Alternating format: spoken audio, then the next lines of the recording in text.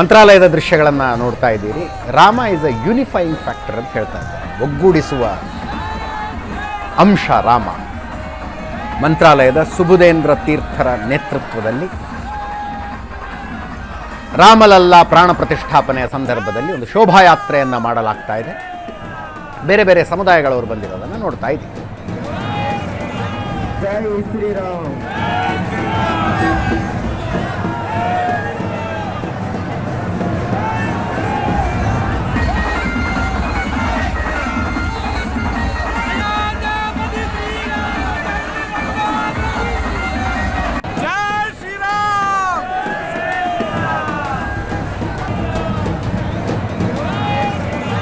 ಜೈ Shriram.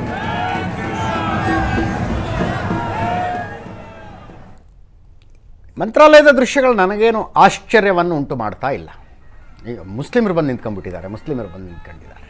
Actually ಇದ್ದದ್ದು ಭಾವನೆ ಅದು.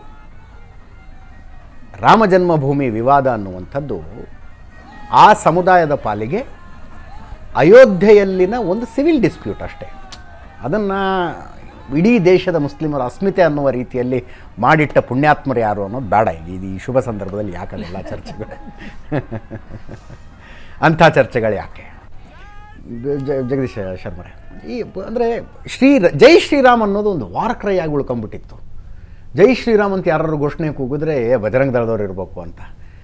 ಅದಕ್ಕೊಂದು ಅಕ್ಸೆಪ್ಟೆನ್ಸ್ ಇರಲಿಲ್ಲ. ಅಂದರೆ ಜನರಲ್ ಪಬ್ಲಿಕಲ್ಲಿ ಒಂದು ಅಕ್ಸೆಪ್ಟೆನ್ಸ್ ಇರಲಿಲ್ಲ. ನನಗಿನ್ನೂ ಚೆನ್ನಾಗಿ ನೆನಪಿದೆ, ಭೂಮಿ ಪೂಜೆಯ ದಿನ ನಮ್ಮ ಕಾರ್ಯಕ್ರಮದ ಟೈಟಲನ್ನು ಜೈ ಶ್ರೀರಾಮ್ ಕೊಡಬಹುದೋ ಕೊಡಬಾರ್ದು ಅಂತ ನಾವು ತುಂಬ ತಲೆ ಕೆಡಿಸ್ಕೊಂಡಿದ್ವಿ. ಜೈ ಶ್ರೀರಾಮ್ ಅಂತ ಕೊಟ್ಟರೆ ಅಯ್ಯೋ ಏನು ಸಂದೇಶ ಹೋಗುತ್ತೆ ಅನ್ನೋ ಥರ. ಫೈನಲಿ ಜೈ ಶ್ರೀರಾಮ್ ಅಂತಲೇ ಕಾರ್ಯಕ್ರಮ ಮಾಡಿದ್ವಿ. ಅದಕ್ಕೊಂದು ಅಕ್ಸೆಪ್ಟೆನ್ಸ್ ಬಂತು ಅಂತ. ಮುಂಚೆ ಅಯೋಧ್ಯೆಗೆ ಯಾರೋ ಹೋಗ್ತಾ ಇದ್ದಾರೆ ಅಂದರೆ ಅವರು ವಿವಾದವನ್ನು ಮೈಮೇಲೆ ಎಳ್ಕೊತಾ ಇದ್ದಾರೆ ಅಂತ.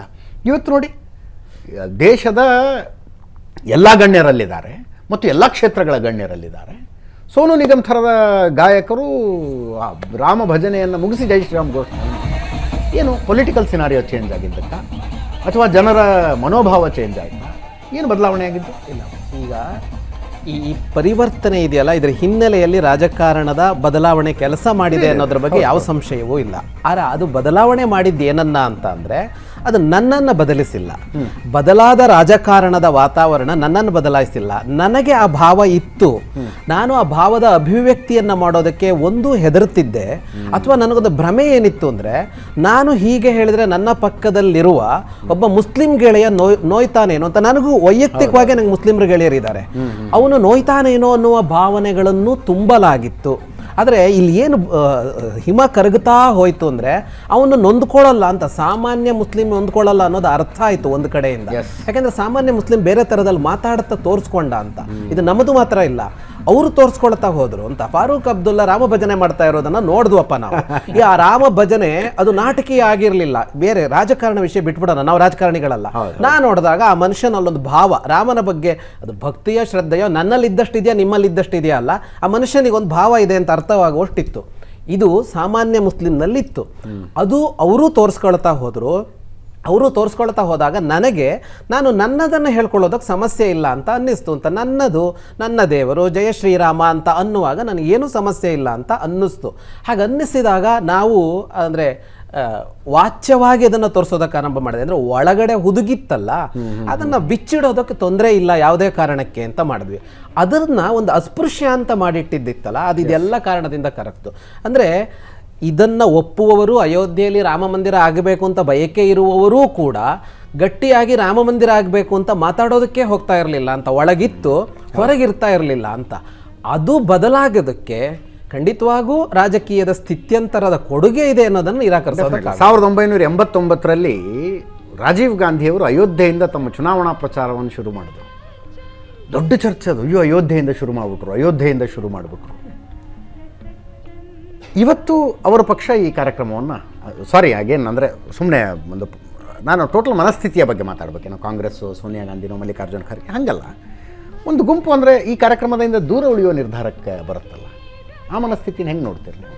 ಅಲ್ಲ, ಅಲ್ಲೂ ನೀವು ಪರಿಪೂರ್ಣವಾದಲ್ಲ ಅಂತ ಒಂದು ಥಿಂಕ್ ಟ್ಯಾಂಕ್ ಇವತ್ತು ಕೆಲಸ ಮಾಡ್ತಾ ಇದೆ ಅಲ್ಲಿ. ಅಂದರೆ ಆ ರಾಜಕೀಯ ಪಕ್ಷದ ಹಿನ್ನೆಲೆಯಲ್ಲಿ ಯಾವುದೋ ಒಂದು ಥಿಂಕ್ ಟ್ಯಾಂಕ್ ಕೆಲಸ ಮಾಡ್ತಾ ಇದೆ. ಅದರ ಪರಿಣಾಮ, ಯಾಕೆಂದರೆ ಆಮಂತ್ರಣ ಬಂದ ಕೂಡಲೇ ನಿರಾಕರಣೆ ಆಗಲಿಲ್ಲ, ಅದು ಸಮಯ ತಗೊಳ್ತು, 20 ದಿವಸ. ಸಮಯ ತಗೊಳ್ತು.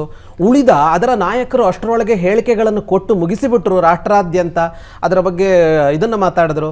ಇವತ್ತು ಸರ್ ಬೇರೆ ಏನು ಬೇಡ, ಬೆಂಗಳೂರಿನಲ್ಲಿ ಒಂದು ಸುತ್ತು ಬಂದರೆ BJP MLAಗಳ ಫೋಟೋ ಎಷ್ಟು ರಾರಾಜಿಸ್ತಾ ಇದೆಯೋ ಅಷ್ಟು ಕಾಂಗ್ರೆಸ್ MLAಗಳ ಫೋಟೋ ಕಟೌಟ್ಗಳಲ್ಲಿ ಇಲ್ವಾ ಇವತ್ತು?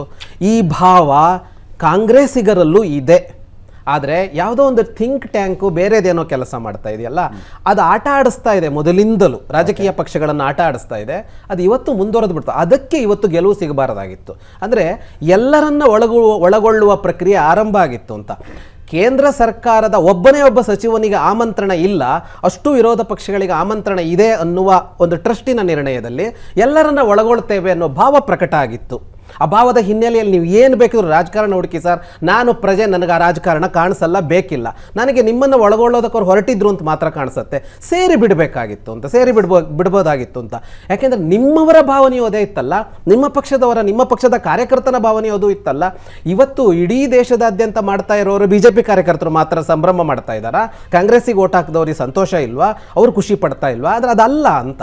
ಹಾಗಾಗಿ ಇವತ್ತು ಯಾವ ಒಂದು ಥಿಂಕ್ ಟ್ಯಾಂಕ್ 70 ವರ್ಷ ನಮ್ಮನ್ನು ಹಾಳು ಮಾಡ್ತೋ, ಆ ಥಿಂಕ್ ಟ್ಯಾಂಕಿಗೆ ಸೋಲು ಬರಬೇಕಾಗಿತ್ತೋ ಸರ್, ಅದು ಯಾಕೋ ಇನ್ನೂ ಸ್ವಲ್ಪ ಕಾಲ ಮುಂದುವರಿಯೋ ಲಕ್ಷಣ ಕಾಣಿಸ್ತಿದ್ರಲ್ಲಿ. ಆಯಿತು, think tank, political think tank ಅಂತೀರಿ. ಶಂಕರಾಚಾರ್ಯರನ್ನು ಯಾವ ಪೊಲಿಟಿಕಲ್ ಥಿಂಕ್ ಟ್ಯಾಂಕ್ ಆಟ ಆಡಿಸುತ್ತಾಗಿದ್ರೆ? ಶಂಕರಾಚಾರ್ಯ ಪೀಠಗಳನ್ನು ಇದೇ ಕೆಲಸ ಮಾಡಿದೆ ಅಂತ ಹೇಳಬೇಕಾಗತ್ತಷ್ಟೇ. ಒಂದು ಶಂಕರಾಚಾರ್ಯ ಪೀಠದ ಒಬ್ಬ ಸ್ವಾಮೀಜಿ ಇಬ್ಬರಿಗೆ ಭಿನ್ನಾಭಿಪ್ರಾಯ ಇದೆ. ಅವರ ಪೈಕಿ ಒಬ್ಬರ ಭಿನ್ನಾಭಿಪ್ರಾಯ ನನಗಂತೂ ಅಂದ್ರೆ ಮೋದಿ ಬರ್ತಾರೆ, ಪ್ರತಿಮೆಯನ್ನ ಮುಟ್ತಾರೆ, ಯಾರು ಮುಟ್ಟಬೇಕು ಯಾರು ಮುಟ್ಟಬಾರದು ಅನ್ನೋ ವಿಷಯದಲ್ಲಿ ಶಾಸ್ತ್ರ ಹೇಳುತ್ತೆ. ಒಂದು ಪ್ರಾಚೀನ ಪ್ರಸಂಗವನ್ನು ಜ್ಞಾಪಿಸ್ಕೋಬಹುದು. ಈಗ ಯಜಮಾನಿಕೆ ಅಂತ ನೀವು ಹಾಕಿದ್ರಿ, ಸರಿಯಾದಂಥ ಪದ. ಇದು ವೈದಿಕ ಶಬ್ದ. ಯಜ್ಞ ಮಾಡೋನು ಅಂದರೆ ಅದರ ಸ್ವಾಮಿ, ಅಂದರೆ ಅದಕ್ಕೆಲ್ಲ ದ್ರವ್ಯಗಳನ್ನು ಪರಿಕರಗಳನ್ನು ಒದಗಿಸಿ ಅದರ ಫಲವನ್ನು ಉಣ್ಣೋ ಅಂಥವನು, ಅಂದರೆ ಆ ಕರ್ಮಾಂಗ ಏನಾಗುತ್ತೆ ಅದರ ಫಲವನ್ನು ಯಾರು ಪಡಿತಾರೋ ಅವರು. ಉದಾಹರಣೆಗೆ ಅಯೋಧ್ಯೆಯಲ್ಲಿ ಪುತ್ರಕಾಮೇಷ್ಟಿ ಯಾಗ ಮಾಡಿಸಿದ್ಯಾರು? ದಶರಥ. ಅವನು ಯಜಮಾನ. ಈಗ ಆ ಅಂಗಗಳಿದೆಯಲ್ಲ, ಅಂದರೆ ಆ ಯಜ್ಞ ಮಾಡುವಂತಹ ಪ್ರಕ್ರಿಯೆ ಬೇಕಾದಷ್ಟು ಇದೆಯಲ್ಲ, ವೇದ ಪಠನದಿಂದ ಆರಂಭಿಸಿ ಅದಷ್ಟು ಮಾಡಿಸಿದವ್ರು ಯಾರು? ಬೇರೆಯವರು, ಇನ್ಕ್ಲೂಡಿಂಗ್ ಬ್ರಾಹ್ಮಣರು, ಅಂದರೆ ವೇದ ವಿದ್ಯಾ ವಿಶಾರದರೆಲ್ಲ ಸೇರಿದ್ರು, ಮಂತ್ರವೇತ್ತರು ಎಲ್ಲರೂ ಸೇರಿದ್ರು. ಯಜಮಾನ ಅಂದರೆ ಯಾರು ಅಂತ ಹೇಳಿದ್ರೆ ಅಲ್ಲಿ ಅಯೋಧ್ಯಾಪತಿ ಯಾರು? ದಶರಥ. ಅದೇ ರೀತಿ ಅವನು ಯಾರು? ಅಯೋಧ್ಯಾಪತಿ, ಕೋಸಲ ದೇಶದ ರಾಜ. ಇಲ್ಲೂ ಹಾಗೆ ಮೋದಿಯವರನ್ನು ನಾವು ಯಜಮಾನ ಅಂತ ಹೇಳಿದ್ರೆ ಅದೇ ಅರ್ಥದಲ್ಲೇ ತಗೋಬೇಕು. ಯಾಕೆ ಅಂತ ಹೇಳಿದ್ರೆ ಅವರು ರಾಜ, ಇವತ್ತಿನ ಕಾಲಕ್ಕೆ ಪದ ವ್ಯತ್ಯಾಸ ಅಷ್ಟೇ. ಇನ್ನೂ ಒಂದು ಮೋದಿಯವರಲ್ಲಿ ವಿಶೇಷ ಅರ್ಹತೆ ಇದೆ ಅಂತ ನಾನು ಅಂದ್ಕೊಳ್ತೀನಿ. ಯಾಕೆ ಅಂತ ಹೇಳಿದ್ರೆ ಅವರು ನಾನು ಯಾವತ್ತೂ ಪ್ರಧಾನಿ ಅಂತ ಬೀಗಲೇ ಇಲ್ಲ, ಪ್ರಧಾನ ಸೇವಕ ಅಂತ ಹೇಳ್ಕೊಂಡ್ರೆ. ನಾವೆಲ್ಲರೂ ಸೇವಕರೇ ಆಗಿರಬೇಕು. ರಾಜ್ಯವನ್ನು ಆಳೋ ಸಂದರ್ಭದಲ್ಲಿ ರಾಷ್ಟ್ರಂ ಸರ್ವೋಪರಿ ಅಂತ ಹೇಳಿದಂಥ ಮನುಷ್ಯ. ಈಗ ಪ್ರತಿಯೊಬ್ಬ ನಾವು ಕೂಡ ಸೇವಕರೇ, ಸಾಧಾರಣವಾದಂಥ ಸೇವಕರೇ. ಇದರಲ್ಲಿ ಕುಂಭಮೇಳದಲ್ಲಿ ಕೆಲಸ ಮಾಡಿದಂಥವರ ಕಾಲು ತೊಳೆದಂಥ ಮನುಷ್ಯ. ಇಂಥ ಒಬ್ಬ ವ್ಯಕ್ತಿ ಇನ್ನೆಲ್ಲಾದರೂ ನಾವು ಇತಿಹಾಸದಲ್ಲಿ ಕಂಡಿದ್ದೇವೆಯೇ? ಖಂಡಿತ ಇಲ್ಲ. ಆದ್ದರಿಂದ ಮೋದಿ ಅಂತ ಅವರು ಪ್ರಧಾನ ಸೇವಕ ಆದ್ದರಿಂದ ಅವರನ್ನ ಯಜಮಾನ ಅಂತ ಹೇಳೋದ್ರಲ್ಲಿ ಯಾರು ತಪ್ಪಿಲ್ಲ. ಅವರು ಇವಾಗ ಪ್ರಾಣ ಪ್ರತಿಷ್ಠೆ ಮಾಡ್ತಾರೆ, ಪ್ರಧಾನ ಪಾತ್ರ ವಹಿಸ್ತಾರೆ ಅಂತ ಹೇಳಿದ್ರೆ ಅದರಲ್ಲಿ ಯಾವ ವಿಧವಾದಂತಹ ವಿರೋಧವೂ ಇರಬಾರದು. ದೇವೇಗೌಡರು ಬಂದರು ಕಾರ್ಯಕ್ರಮಕ್ಕೆ, ದೇವೇಗೌಡರು ಬರ್ತಾ ಇರುವ ದೃಶ್ಯಗಳನ್ನ ನೋಡ್ತಾ ಇದ್ದಾರೆ. ಯಾವ ವಿರೋಧವೂ ಇರಬಾರದು. ದೇವೇಗೌಡರು, ಕುಮಾರಸ್ವಾಮಿ, ನಿಖಿಲ್, 3 ತಲೆಮಾರು ಗೌಡರ ಕುಟುಂಬದ 3 ತಲೆಮಾರಿನವರು ಈ ಕಾರ್ಯಕ್ರಮದಲ್ಲಿ ಭಾಗಿಯಾಗಿದ್ದಾರೆ. ಕಾರ್ಯಕ್ರಮಕ್ಕೆ ಹೋಗುವಾಗ ದೇವೇಗೌಡರು ಆಡದಂಥ ಮಾತು ದೈವಾಂಶ ಸಂಭೂತ ನರೇಂದ್ರ ಮೋದಿ ಅಂದ್ಬಿಟ್ರು. ದೈವಾಂಶ ಸಂಭೂತ ನರೇಂದ್ರ ಮೋದಿ ಪುಣ್ಯವಂತರು ರೀ ದೇವೇಗೌಡರು, ಆಹ್ವಾನ ಕೊಟ್ಟಿದ್ದಾರೆ. ಈ ತರಹದ ಒಂದು ಅವರು ಬೇರೆ ಪಕ್ಷದವರಾಗಿದ್ದರೂ ಕೂಡ, ಬೇರೆ ವ್ಯಕ್ತಿ ಆಗಿದ್ರೂ ಕೂಡ ಅವರಲ್ಲಿರೋ ಸಾತ್ವಿಕ ಗುಣಗಳನ್ನು ಒಪ್ಪಿಕೊಳ್ಳುವ ಒಂದು ಮನೋಭಾವ ಏನು ಉಂಟಲ್ಲ, alliance sir, even that is politics. NDA ಮಿತ್ರಕೂಟ, ಈಗ ಅವರು ಮಿತ್ರಕೂಟ ಅಲ್ಲ. ನೀವು ಅದನ್ನೆಲ್ಲರೂ ರಾಜಕೀಯದಲ್ಲಿ ನೋಡಬಹುದು. ನಾವೊಬ್ಬ ಸಾಮಾನ್ಯ ಪ್ರಜೆ, ಸಾಮಾನ್ಯ ರಾಮನ ಭಕ್ತನಾಗಿ ಬೇಕಾದಷ್ಟು ಜನ ಇದ್ದಾರೆ. ಹಾಗೆ ಮೈತ್ರಿಕರದವರು ಅಂತ ಕಾಣಿಸ್ತಾ ಚಂದ್ರಬಾಬು ನಾಯ್ಡು ಕಾಣ್ತಾ ಇದ್ದಾರೆ. ಚಂದ್ರಬಾಬು ನಾಯ್ಡು, ಎಸ್, ಅಂದ್ರೆ ಒಬ್ಬ ತಟಸ್ಥ ಪಕ್ಷದ ಚಂದ್ರಬಾಬು ನಾಯ್ಡು ಅವರು ಕೂಡ ಬಂದಿದ್ದಾರೆ. ನೀವು ಆವಾಗಲೇ ಹೇಳ್ತಾ ಇದ್ರಿ ಕಾಂಗ್ರೆಸ್ಸಿನ ಇವರು 89ರಲ್ಲಿ ಅಲ್ಲಿಂದ ಶುರು ಮಾಡ್ತಾರೆ ಅಂತ. ಅಷ್ಟೇ ಯಾಕೆ 83ನೇ ಇಸ್ವಿಯಲ್ಲಿ ಮುಜಫರ್ ನಗರದಲ್ಲಿ ಈ ರಾಮ ಒಂದು ದೊಡ್ಡ ಸಂಘಟನೆ ಸಭೆ ಸೇರಿದಾಗ ವಿಷ್ಣು ಹರಿ ಡಾಲ್ಮಿಯಾ ಅಂತ ಕಾಂಗ್ರೆಸ್ಸಿನ ಮುಖಂಡರು ಅವರು ಈ ಸಂಪೂರ್ಣ ರಾಮ ಮಂದಿರದ ಇದನ್ನು ವಿಶ್ವ ಹಿಂದೂ ಪರಿಷತ್ತಿಗೆ ವಹಿಸಿಕೊಟ್ಟವರೇ ಕಾಂಗ್ರೆಸ್ನವರು ಮೊದಲಿಗೆ ಅಲ್ವಾ.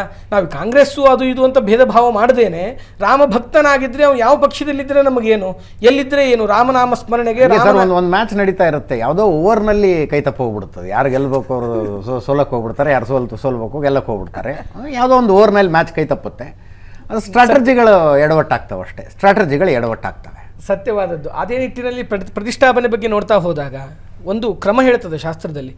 ಎಷ್ಟೋ ಜನ ಮಕ್ಕಳು ಇದ್ದವರು ಕೂಡ ಮಕ್ಕಳು ಎಲ್ಲ ಹೋದ ನಂತರದಲ್ಲಿ ಶಾಸ್ತ್ರೀಯ ವಾಹನದಲ್ಲಿ ನಾವು ಅರ್ಥ ಮಾಡ್ಕೊಳ್ತೇವೆ.